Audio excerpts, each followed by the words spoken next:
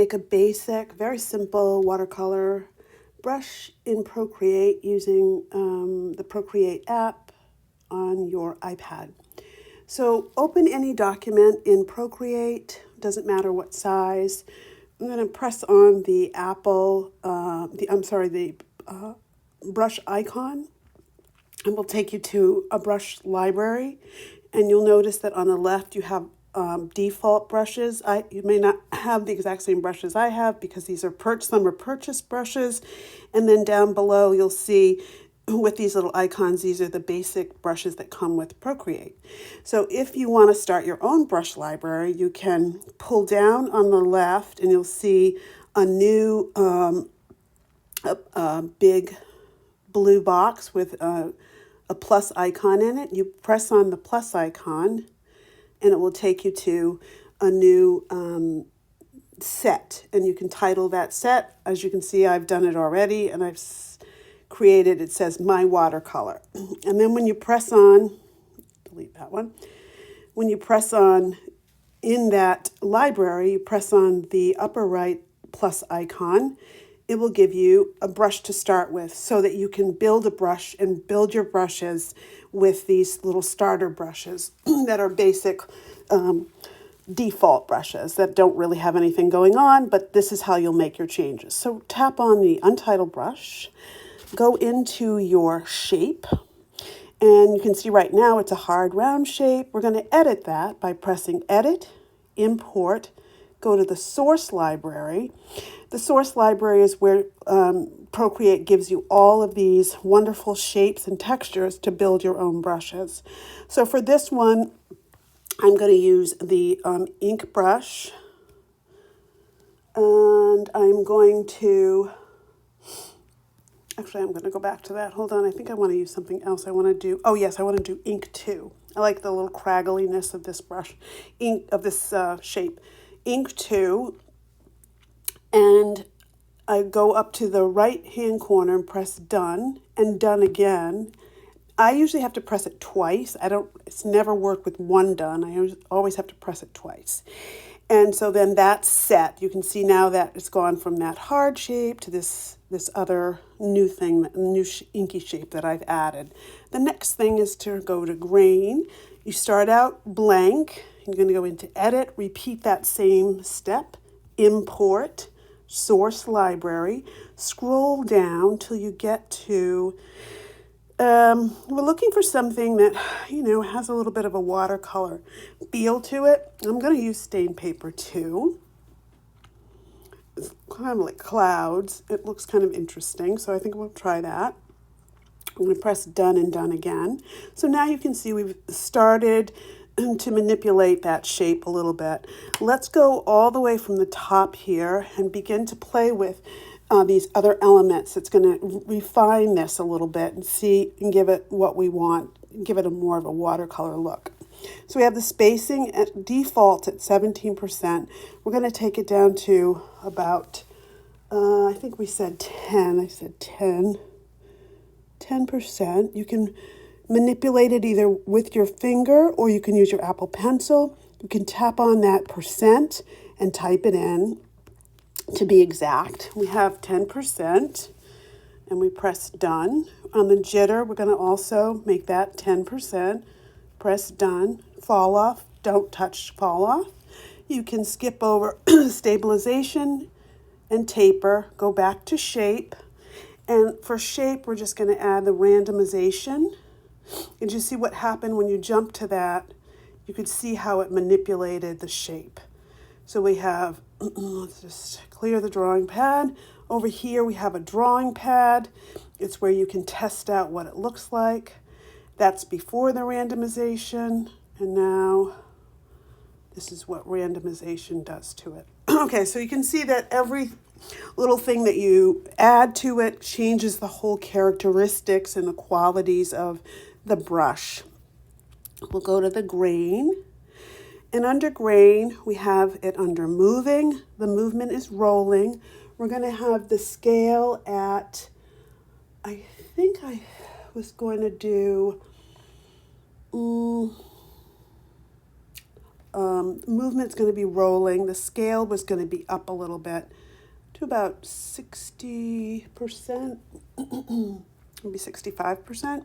Let's try 65%. The zoom is cropped, and the rotation is going to go all the way to the left to minus 100. And let's just try that out on the drawing pad. You can tap on that, clear that, and you can see that we've got a very different feeling. It's starting to feel kind of streaky. We're getting there. And I think you can see it better with a different color. Let's clear the drawing pad. So it's starting to feel a little bit closer to watercolor. This actually looks like gouache almost, or some sort of streaky charcoal, but we're getting there. So we have the rotation at minus 100, the depth at max, and the offset jitter is on. So we're going to go to rendering, and by default it's coming in an intense glaze. We're going to go to light glaze, and you just see that. Let's see, clear the drawing pad. Now we have, okay, this is starting to look like watercolor.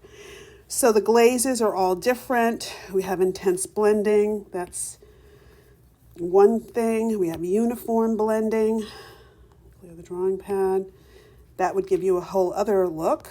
Heavy glaze, very close, but light glaze is what we're going to go with. So you can see if you build a brush, you can come back in and change the glaze and change the flow, and it will give you a completely different look. Okay, so next we're going to go into wet mix, and when we go into wet mix, we're just going to change the pull is going to be about 75, 73. I think 73 is nice. So we can see that we've got 73%. And this is all that we're going to do in the wet mix. We're going to go skip color dynamics and dynamics. We're going to go to Apple Pencil, and we're going to add about 78% pressure for the pressure. So this will determine if you press down on your pencil. I'm giving a lot of pressure and then lighter pressure, a lot of pressure, lighter pressure. So that's going to give you some dynamic variation in that brush. Opacity is at the max, and that's all we're going to do there. Next, we're going to go into properties, and we have a stamp preview, which is going to be off. We're going to orient it to the screen. The preview size can be, I don't know, 50%. I think that'll be right, but we can adjust that. That's the size that it's going to show up in the preview box in your pencil library, in your brush library. And the smudge pull is going to be about 78%. 78%.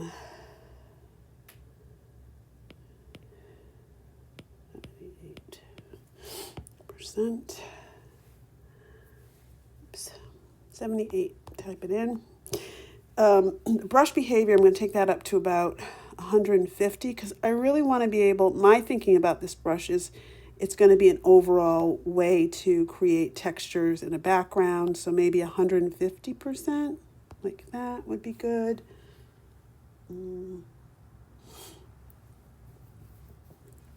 Okay, and maybe this preview might be too big if I make that bigger, so I'm going to have to take this down a little bit, maybe 30% for that, because it'll fill up the box if I make this preview size too big and have the brush behavior so big. And then the minimum size here would be probably 2% maybe. So we have a range. We can go small and we can go large. Okay, and then about this brush, we're going to title it, press on Untitled, and type in watercolor, my watercolor. You can say my watercolor, my watercolor. Here we go. You can type in your name here, and you can make a signature there, and press done. All right, let's go out and see, let's take it for a spin. We have a document here. We're just going to open some colors here. and test it out. So there we have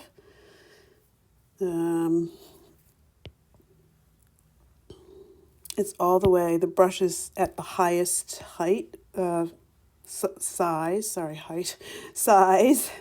and this would make a nice background brush. So if you were to draw something and you would want to add just a watercolor feeling behind something, just fill something with watercolor.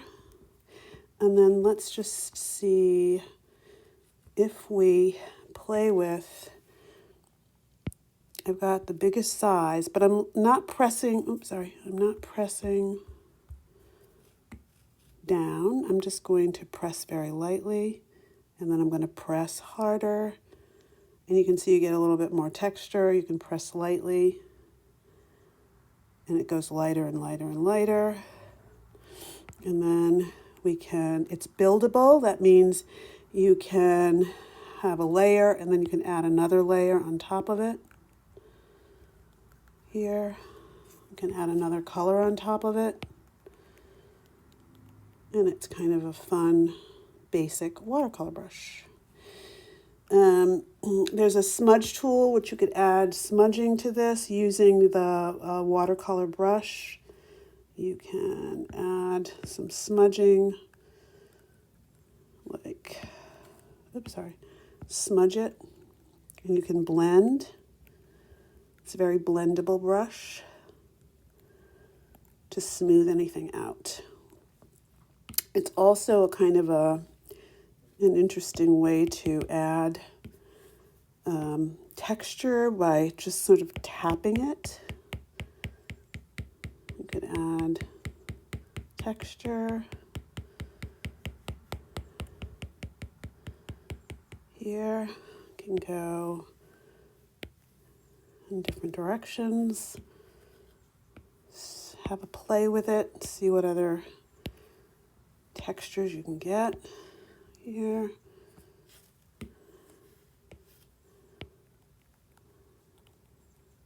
There you go. Okay, well that's my take on a basic watercolor brush, and there's so many variations for this and so many different things that you can do with that. You can duplicate this brush and go again and make adjustments and change it and add different grains and shapes and manipulate it in different ways. It's totally fun to make your own brushes. So I hope this helped you and that you enjoy making this watercolor brush, and pop some questions or any comments, or if you like this, give it a thumbs up. I'd appreciate it. Thanks so much. Thanks. Bye.